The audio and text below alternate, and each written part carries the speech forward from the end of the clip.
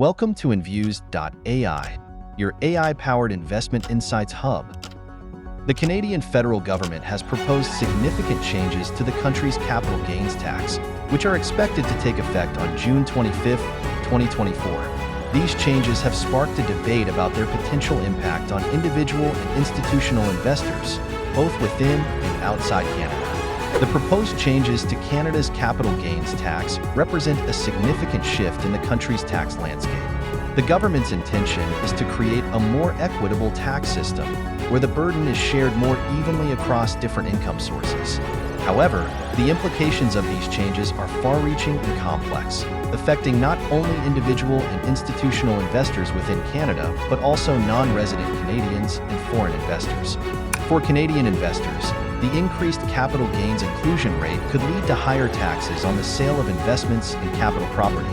This may necessitate a shift in investment strategies, potentially impacting the overall investment landscape in Canada. For business owners, particularly those in the affluent category, the changes could have significant implications, potentially motivating a relocation to more tax-friendly jurisdictions.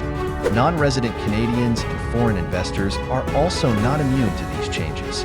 The higher capital gains taxes could deter both domestic and foreign investment, potentially slowing economic growth.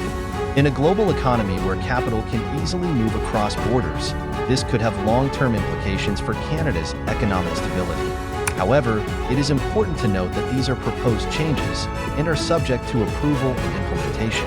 As such, the final impact of these changes will depend on a variety of factors, including the specifics of the final legislation and the response of investors and businesses. The proposed changes include an increase in the capital gains inclusion rate from 1/2, 50%, to 2/3, 66.67%, for capital gains of over $250,000 per year for Canadians, and on all capital gains for corporations and most types of trusts. The government is also introducing a new Canadian Entrepreneurs Incentive and increasing the lifetime capital gains exemption. However, the principal residence exemption will remain unchanged. Implications for Canadian investors. The proposed changes could lead to increased taxes on the sale of investments and capital property. Impact on individual investors. For individuals subject to the top marginal tax rate, this could mean an 8% to 9% hike in taxes on capital gains exceeding $250,000 realized after June 25, 2024. This could potentially shift investment strategies, with investors taking extra corporate withdrawals to contribute to personal investment accounts like RRSPs and TFSAs. Impact on businesses. Business owners, particularly those in the affluent category, could be significantly affected. The higher tax rate on corporate capital gains may encourage investors to take extra corporate withdrawals to contribute to personal investment accounts like RRSPs and TFSAs.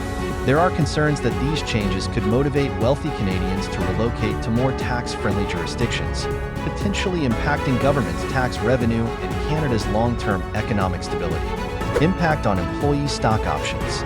The federal government also proposed a reduction in the employee stock option deduction for stock option benefits that exceed the annual limit. This effectively results in stock options and capital gains that exceed the annual limit being taxed at a higher effective rate as compared to under the current rules. Potential impact on healthcare. The Canadian Medical Association, CMA, warns that doctors may be forced to scale back provision of community healthcare due to the financial implications of the capital gains plans. Impact on non-Canadian investors and non-resident Canadians.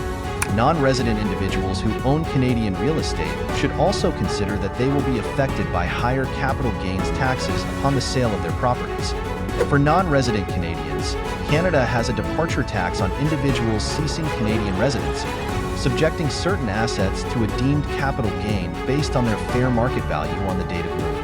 This Canadian departure tax may be lower now where their assets value has not yet significantly appreciated compared to years later when they sell and realize the gain. Higher taxes on capital gains could deter both domestic and foreign investors, potentially slowing economic growth. This is particularly risky in a global economy where capital can move to jurisdictions with more favorable tax environments. In conclusion, while the proposed changes to Canada's capital gains tax aim to create a fair tax system, They also present significant challenges and uncertainties for investors. It is crucial for investors, both within and outside Canada, to stay informed about these changes and consider their potential impact on their investment strategies. As always, consulting with a financial advisor or tax professional is recommended to understand the personal implications of these changes. Thank you for watching Infuse.ai, your AI-powered investment insights hub. Please subscribe for more timely investment insights. By viewing this video, you agree to the terms of the disclaimer provided in the description of this video in the channel or page description.